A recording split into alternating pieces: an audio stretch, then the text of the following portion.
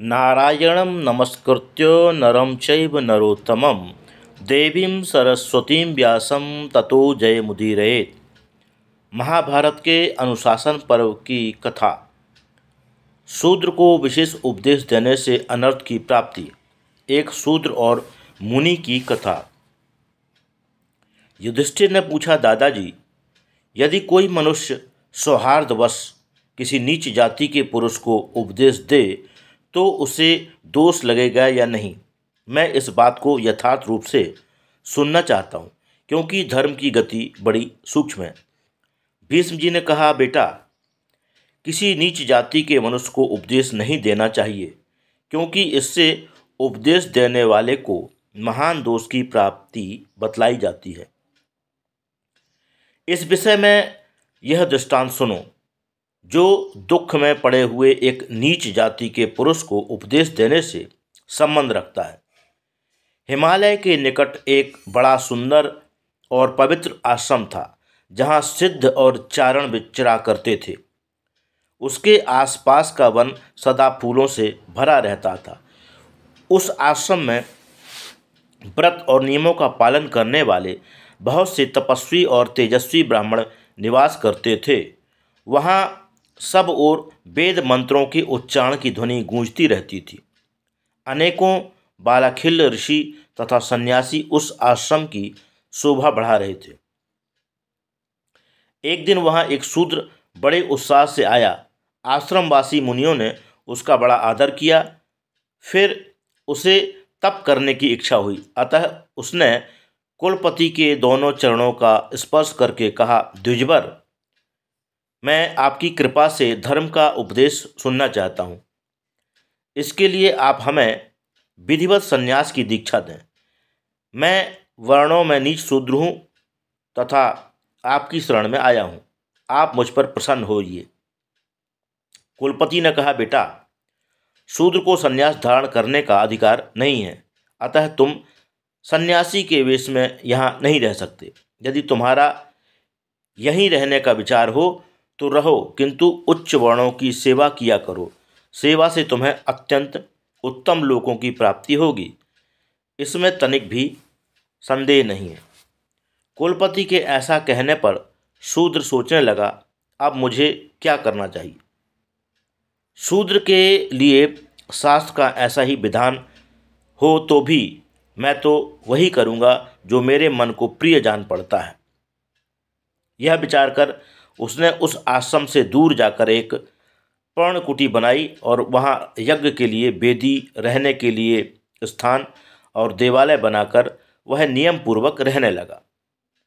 वह प्रतिदिन नियम पूर्वक स्नान करता तथा देवालय में जाकर देवता की पूजा करता, बलि और होम किया करता था।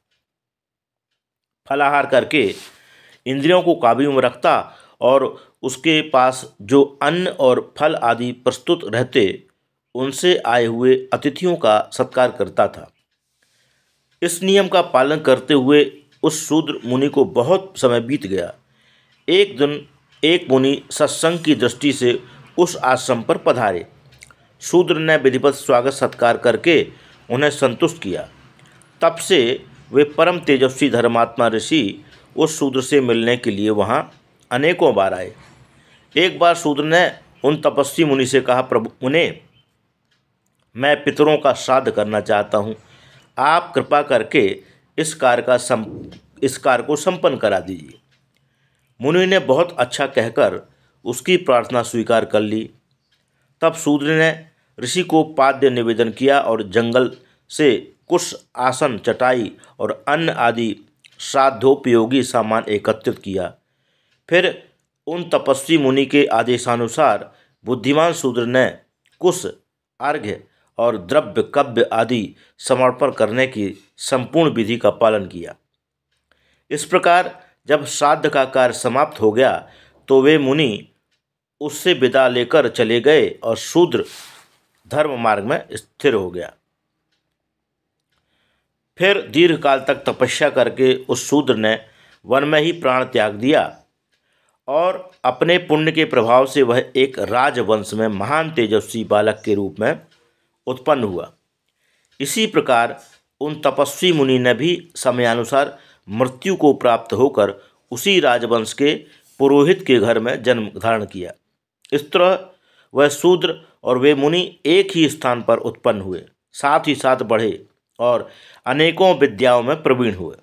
ऋषि ने वेद, कल्प और ज्योतिष शास्त्र में पूर्ण पांडित्य प्राप्त किया तथा सांख्य शास्त्र पर भी उनका बड़ा अनुराग था। कुछ दिनों बाद बूढ़े राजा का देहांत हो गया। तब प्रजा ने उस राजकुमार को राजतिलक दे दिया। राजा होने पर उसने पुरोहित के घर में उत्पन्न हुए ऋषि को ही अपना पुरोहित बनाया। उन्हें हर काम में आगे रखकर वह धैर्यपूर्वक प्रजा का पालन करता हुआ बड़े सुख से रहने लगा। पुरोहित जी प्रतिदिन राजा के सामने जब जब पुण्याह वाचन तथा और कोई धार्मिक कार्य करते तो राजा उन्हें देखकर मुस्कुराता या उठाकर ठठाकर हंस पड़ता। पुरोहित ने राजा के इस व्यवहार को अनेकों बार लक्ष्य किया। जब उसे बराबर अपना उपहास करता पाया तो उनके मन में बड़ा खेद हुआ।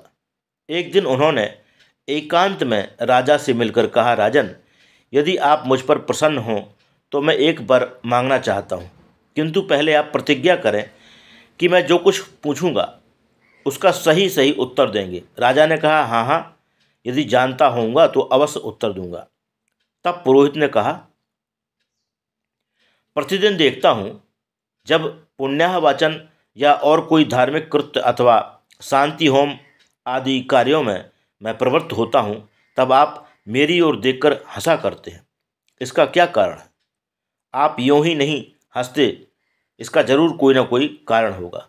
उसे ठीक ठीक बतलाइए, मैं सुनने के लिए बहुत उत्सुक हूँ। राजा ने कहा, विप्रवर, मैं पूर्व जन्म में शूद्र था और आप महान तपस्वी ब्राह्मण थे। उस समय आपने मुझ पर कृपा करके बड़े प्रेम से मुझे श्राद्ध विषयक उपदेश किया था, आसन, कुश और हव्य कव्य की विधि बताई थी। उसी कर्म दोष के कारण आप इस जन्म में पुरोहित हुए हैं और मुझे राजा होने का सौभाग्य प्राप्त हुआ है। मेरे लाभ के लिए उपदेश करने का फल आपको इस रूप में मिला, यह सोचकर मुझे हंसी आती है। आपका अपमान करने के लिए मैं उपहास नहीं करता, क्योंकि आप मेरे गुरु हैं। आपको जो अपनी तपस्या के विपरीत फल भोगना पड़ा, उसको याद करके मुझे खेद और संताप हुआ करता है। मुझे आपके पूर्व जन्म की स्मृति बनी हुई है, इसी से आपकी ओर देखकर हंसता था। आपकी उतनी बड़ी तपस्या केवल मुझे उपदेश देने के कारण नष्ट हो गई। इसलिए अब पुरोहित का काम छोड़कर ऐसा प्रयत्न कीजिए जिससे अगले जन्म में आपको इससे भी नीच योनि में ना जाना पड़े।